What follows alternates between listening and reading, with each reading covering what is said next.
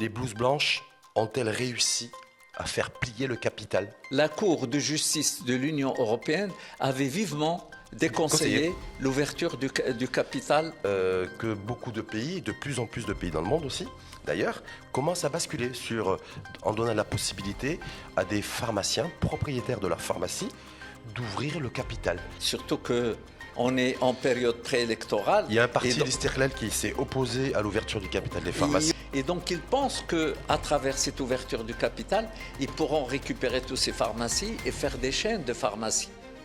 Concerne et doit concerner tous les acteurs de l'industrie pharma. Ouais. C'est-à-dire que l'industrie pharma est restée silencieuse, les grossistes répartiteurs sont quasiment restés aussi silencieux, et on a entendu, en termes de prise de parole, que celle des patrons d'officine.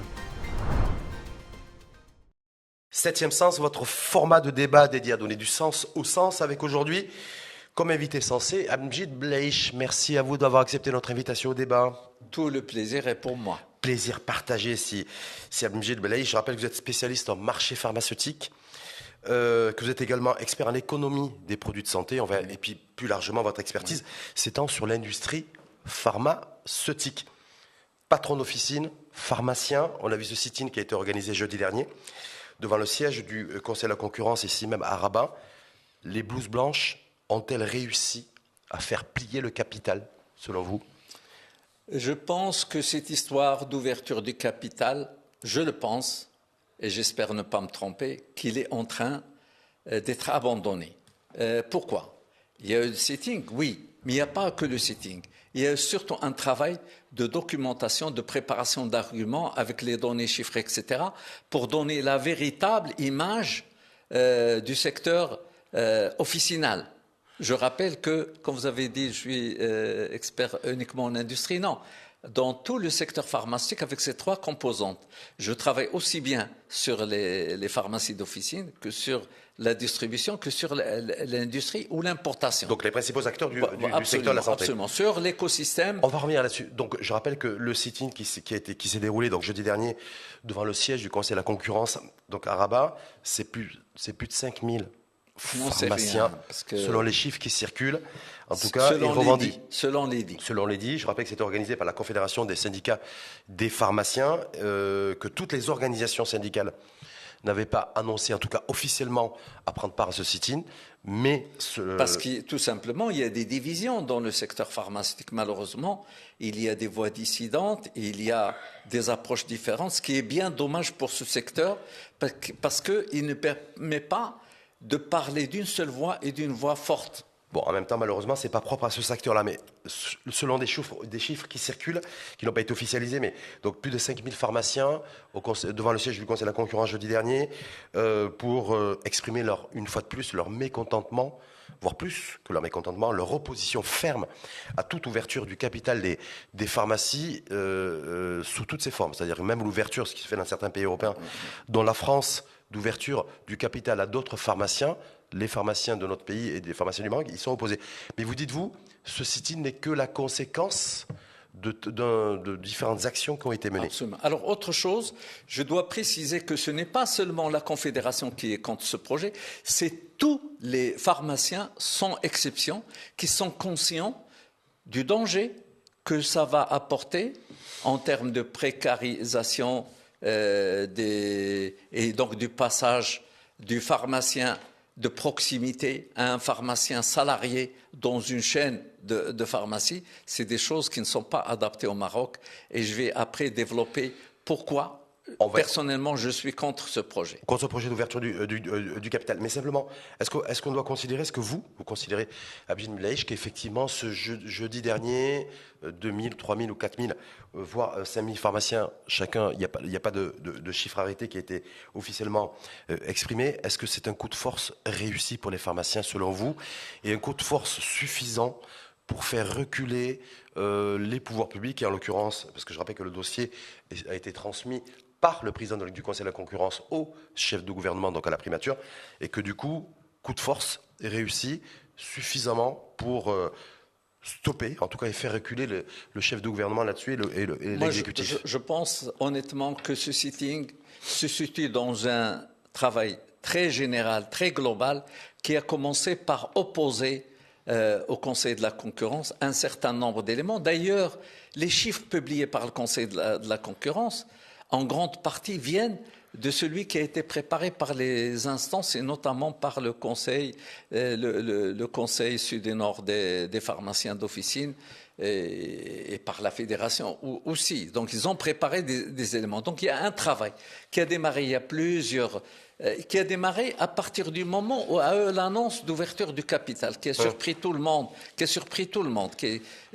aussi bien les gens qui sont directement concernés, qui sont le pharmacien, que le commun des mortels, qui quand même est conscient du travail que fournit le pharmacien aux citoyens. Mais tout le monde est aussi conscient, en tout cas les initiés principalement, qu'il y a un souci de modèle économique des officines dans notre pays. Je rappelle qu'il y a plus de 14 000 pharmacies dans notre pays, qu'un gros tiers est en difficulté économique structurelle. Oui. Donc en même temps, c'est une réalité que nul ne peut ignorer, notamment quand on est patron d'officine. Oui. Ça d'une part. D'autre part, nul ne peut ignorer aussi que quand on regarde, on fait un benchmark à travers le monde, que beaucoup de pays, de plus en plus de pays dans le monde aussi, d'ailleurs, commencent à basculer en donnant la possibilité à des pharmaciens propriétaires de leur pharmacie d'ouvrir le capital. Donc, on voit que ce n'est pas quelque chose de révolutionnaire. Non, de faire des groupements de pharmacies, des groupements économiques de pharmacies. En tout cas, on voit pas que ça l'ouverture du capital à quelqu'un qui est en dehors de la profession. Et d'ailleurs, la Cour de justice de l'Union européenne avait vivement déconseillé l'ouverture du capital parce que derrière... L'ouverture du capital à des non-pharmaciens, oui. à des non-médecins. Par contre, l'ouverture du capital pour des entre acteurs d'officine, c'est autorisé au niveau de l'Union européenne et dans un certain nombre de pays européens. Oui. Est-ce que quelque part, est-ce que vous considérez qu'effectivement ce dossier d'ouverture du capital des pharmacies va être fermé, plus ou moins définitivement? Est-ce que le sort est scellé dans un premier temps pour vous? Je pense que la plus forte probabilité, c'est qu'il soit abandonné. Mais il n'est pas temporairement exclu, ou définitivement? Définitivement, mais il n'est pas exclu qu'il revienne sous d'autres formes, retravaillé sous d'autres formes. Rien n'est exclu. On peut avoir des surprises. Dans ce pays, on est habitué aux surprises, et donc on peut jurer de rien. Mais je pense que vu le travail qui a été fait par les officinaux, et il y a une prise de conscience par les pouvoirs publics qu'on est en train de s'embarquer dans une histoire très dangereuse. Et d'ailleurs, l'intervention du ministre de la Santé qui avait dit qu'il est contre ce projet. Qui n'est pas contre ce projet. Je reprends les termes du ministre en charge de la Santé, que le sujet de l'ouverture du capital des pharmacies n'est pour le moment pas à l'ordre du jour. Et je referme la citation. Donc il n'y a pas forcément d'être favorable ou être défavorable. En tout cas, la porte est restée ouverte, mais en précisant qu'actuellement, ce dossier-là n'était pas à l'ordre du jour. Est-ce que ça veut dire que c'est un sujet explosif, compliqué, et que fondamentalement, les pouvoirs publics et puis l'exécutif sont allés jusqu'au bout pour tester aussi la résistance, voire la résilience, voire la réaction des patrons d'officine, et que ce qui s'est passé jeudi, avec une mobilisation générale, en tout cas qui félicite les organisateurs, en l'occurrence la Confédération des syndicats des pharmaciens, fait qu'aujourd'hui, le dossier, il est mis de côté, il est rangé dans un tiroir, jusqu'à, comme vous dites, qu'il ressorte sous une nouvelle forme dans les prochains mois. Moi, je pense aussi que les pouvoirs publics ont fini par comprendre que c'est une usine à gaz, qu'ils sont en train de s'engager dans quelque chose dont les conséquences à venir ne sont pas visibles aujourd'hui. C'est un petit peu comme la guerre États-Unis, Israël, Iran. Les objectifs de guerre ne sont pas très clairs. Les choses qu'on fait dans un PowerPoint pour le présenter n'ont rien à voir avec ce qui se passe sur le terrain et dans la guerre, quand on est dans la guerre. Et donc, le secteur de la pharmacie, il faut le rappeler, c'est l'un des secteurs les plus fragiles. Et d'ailleurs, au niveau du secteur pharmaceutique, sur les 3 composantes, c'est la partie la plus fragile. Je rappelle que... Quand vous dites la plus fragile, c'est quoi? La plus fragile financièrement, économiquement, ou la plus fragile parce qu'en fait, quand on voit l'écosystème que vous connaissez parfaitement, je le rappelle, à Gilles Belège, vous avez une expertise connue et reconnue au niveau de l'industrie pharmaceutique au sens très large du terme. Il y a l'industrie pharma, il y a les grossistes répartiteurs et il y a les officines et donc du coup les pharmaciens. Est-ce que la partie la plus vulnérable, c'est les pharmaciens Indiscutablement. Et que du coup, c'est plus facile, entre guillemets, de s'attaquer aux pharmaciens que de s'attaquer aux grossistes répartiteurs et surtout de s'attaquer à l'industrie pharma. Oui, en fait, les grossistes répartiteurs, il y en a à peu près une soixantaine. 64 pour être précis, oui, je pense retrouver 64. Et à peu près 57 laboratoires pharmaceutiques où il y a les fabricants et il y a les importateurs. Je dirais qu'ils sont moins fragiles que le secteur de l'officine, où il y a plus de 14 000 pharmaciens qui sont présents partout au Maroc. Il y a un maillage extraordinaire, présents dans les montagnes, les zones les plus reculées, là où il n'y a pas, forcément le médecin, etc. Donc, oui, on s'attaque aux pharmaciens pour deux raisons. Leur fragilité, mais surtout les divisions. Les divisions, malheureusement, au niveau de leur représentativité, le problème des élections des conseils de l'ordre qui a pris du retard. Donc, c'est le moment, peut-être qu'on a dit c'est le moment ou jamais de frapper, avant que les gens s'organisent et avant qu'ils s'unifient pour faire face. Est-ce que là, ils ont permis de resolidifier et de recompacter les pharmaciens avec ces décisions malheureusement, les divisions sont là. Il y a des histoires de personnes, d'ego de personnes. C'est très compliqué. C'est très compliqué. Moi, je suis très près. Ça, c'est extrêmement compliqué. En tout cas, pour vous, le dossier de l'ouverture du capital des pharmacies, recommandation, je le rappelle, de l'instance, en l'occurrence, celle du Conseil de la concurrence, vous dites, c'est pour l'instant, en tout cas, ça va être remis positionné et rangé dans un tiroir de bureau, je ne sais pas si ce sera la primature ou ailleurs. Ou bien étudié par le gouvernement qui verra un danger, surtout qu'on est en période préélectorale. Il y a un parti, l'Istiqlal, qui s'est opposé à l'ouverture du capital des pharmacies, il y en a officiellement au travers d'un communiqué officiel, d'ailleurs de son nom. Oui. Le seul parti de la majorité gouvernementale. Oui. Mais les partis qui sont dans l'opposition, pratiquement tous, ils sont contre ce projet. Tous sont opposés. Absolument. Et donc, il y a une prise de conscience que c'est quelque chose de très dangereux et que s'engager dedans peut avoir des conséquences, surtout en période préélectorale, bientôt les élections. Les gens, ils font quand même leurs calculs. Ils préfèrent reporter que traiter le sujet avec...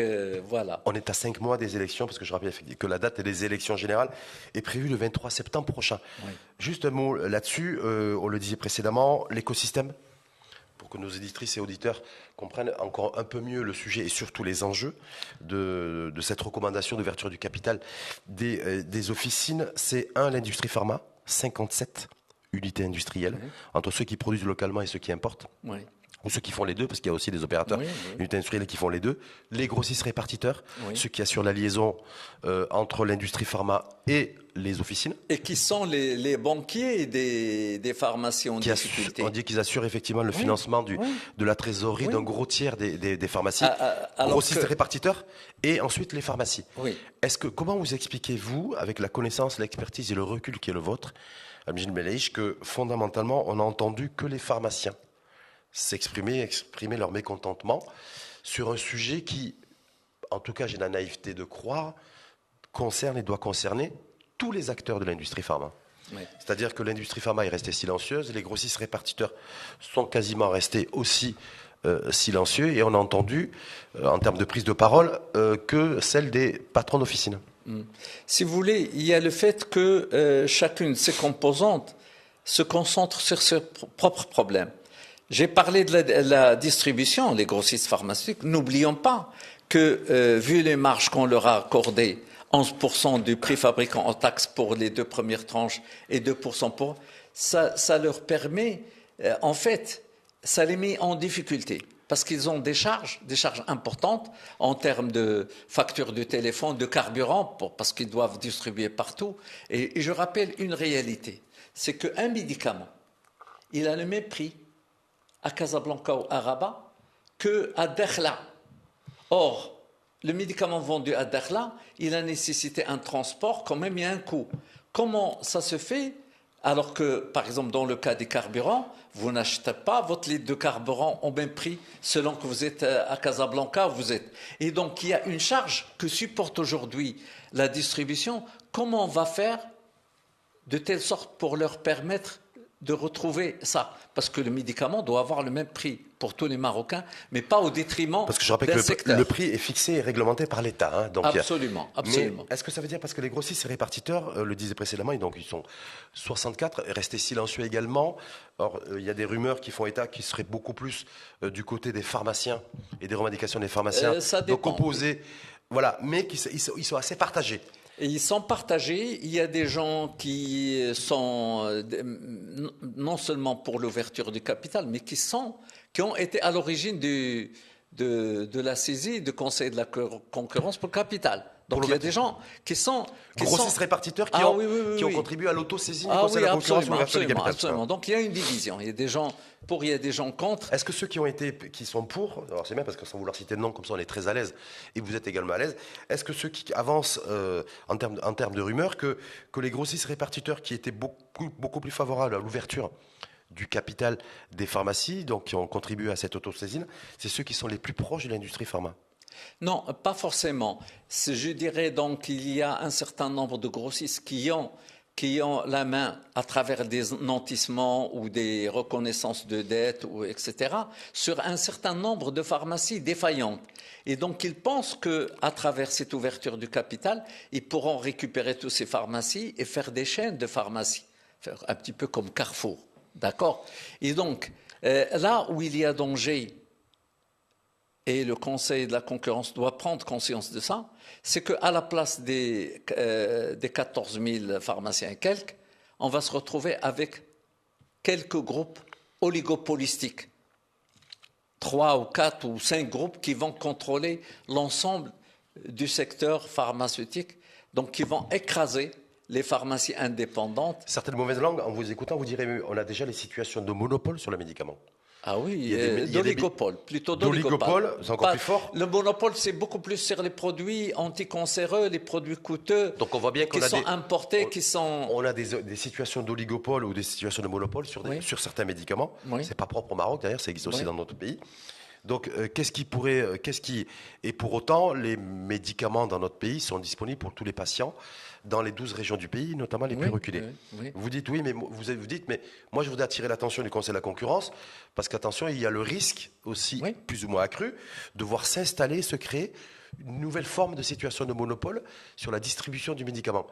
Sauf qu'il y a déjà des oligopoles et il y a déjà des monopoles. Oui. Là, on va aller vers quelque chose qui ressemble à ce qui s'est passé dans les cliniques avec les groupes Actidal et autres, où il y a eux. Mais sauf que dans ce cas-là, les cliniques avaient besoin d'une capitalisation importante parce que les plateaux techniques, les équipements sont coûteux, très coûteux. Voilà. Là, on peut le comprendre. Mais la pharmacie, est-ce qu'elle a besoin d'une capitalisation? Non. La pharmacie, elle a besoin d'ordonnances et de patients et pas seulement de vivoter avec un peu de conseils, un peu de quelques rares ordonnances. C'est ça qui va... et surtout de revoir le mode de rémunération du pharmacien. Je rappelle, le pharmacien, il est rémunéré uniquement avec une marge qui est une marge selon les tranches. Et pour les médicaments les plus coûteux, il n'y a pas une marge en pourcentage, mais un forfait fixe, 300 dirhams pour la 3e tranche, 400 dirhams, quel que soit le prix du médicament, sachant que pour la 4e tranche, ça démarre à 2000 dirhams, mais ça peut aller jusqu'à 100 000 dirhams. Quand on a aujourd'hui quasiment plus de 60% des pharmacies dans notre pays qui sont en difficulté, un gros tiers qui est en difficulté financière structurelle, quand on a l'autre tiers qui est que s'il n'y avait pas la contribution financière et le soutien financier direct ou indirect des grossistes répartiteurs seraient en difficulté de trésorerie. Donc ça veut dire qu'on est sur deux tiers. Et quand on voit également que le chiffre d'affaires, on a eu ces 20 dernières années un certain nombre de pharmacies qui sont ouvertes, qui ont ouvert à travers le pays, et en même temps on a un encours au niveau des crédits qui est en train de stagner, voire de régresser, et un chiffre d'affaires moyen qui a baissé aussi ces 20 dernières années. Est-ce qu'on ne se dit pas qu'il y a une urgence aussi pour aussi trouver de nouveaux leviers financier et économique pour les pharmacies. Et pas seulement. Il faut réguler les installations pharmaceutiques. On a laissé pendant des années s'installer qui veut avec des installations suicidaires. Des jeunes, dès qu'ils ont le diplôme, ils vont aller chercher un endroit où il n'y a pas de chaînage pour ouvrir une pharmacie. Moi, j'ai vu des pharmacies dans des terrains vagues où il n'y a personne, il n'y a même pas des habitants à côté.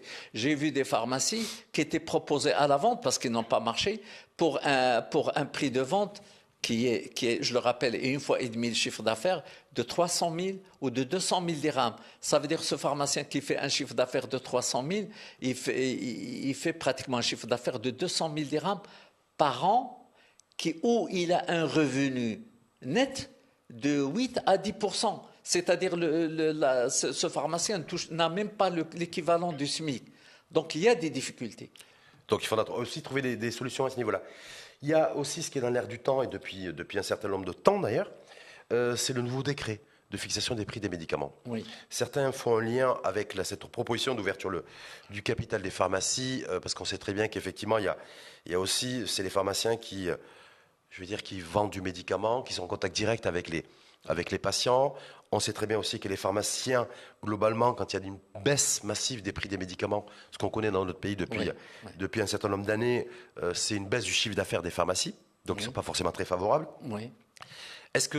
Et on voit en même temps que cette nouvelle tarification TNR des médicaments stagne. Oui. On a peur apparemment, on essaie toujours de gagner du temps, et on ne sait pas trop quand ça va sortir, et pourquoi surtout ça met autant de temps avant de sortir. Oui. Alors, quand on parle des prix des médicaments, il faut rappeler qu'il y a un décret qui est sorti en 2014, en décembre 2013, et qui a été mis en application en avril 2014. C'était une avancée majeure par rapport à ce qu'il y avait avant en termes de transparence. Malheureusement, il y avait des failles dedans. Et en fait, si aujourd'hui on est appelé à revoir le décret de fixation du prix des médicaments, c'est pour une raison très simple. C'est parce qu'il y a aujourd'hui une couverture sanitaire pour l'ensemble des Marocains, une assurance maladie pour l'ensemble des Marocains, qui veut dire qu'on a pratiquement 2/3 de gens qui étaient hors assurance maladie, qui vont rentrer dedans et qui vont rentrer avec leurs maladies chroniques, leurs besoins en anticancéreux, etc. Donc il va y avoir une forte pression sur les systèmes de prévoyance et de prise en charge. Absolument, sur le coût des soins en général, dont font partie les médicaments. Et là, il y a une peur des pouvoirs publics en disant « Ah, comment on va régler ça ?» Et effectivement, dans le projet de ce qui est en train de se préparer, pour la première fois, on va parler du droit de substitution pour les pharmaciens alors que c'était un sujet tabou, et ça, il faut le mettre en place.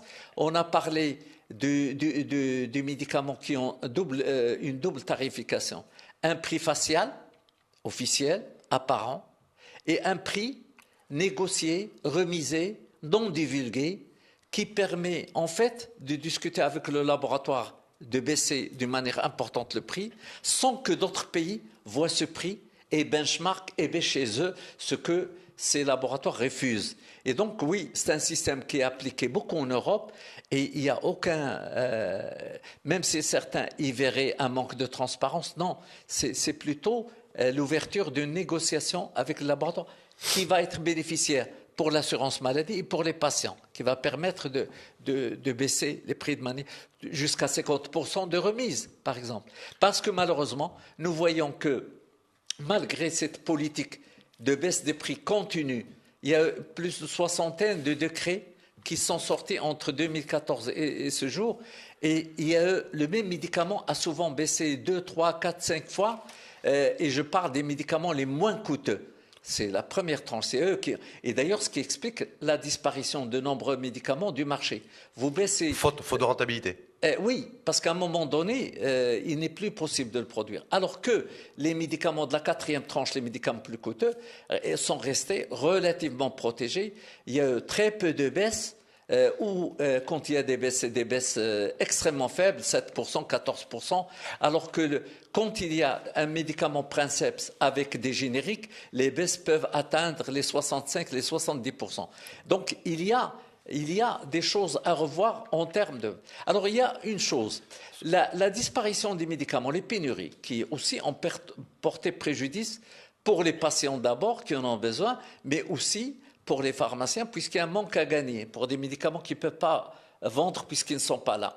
Là, il y a deux facteurs qui ont été déterminants dans la disparition de médicaments.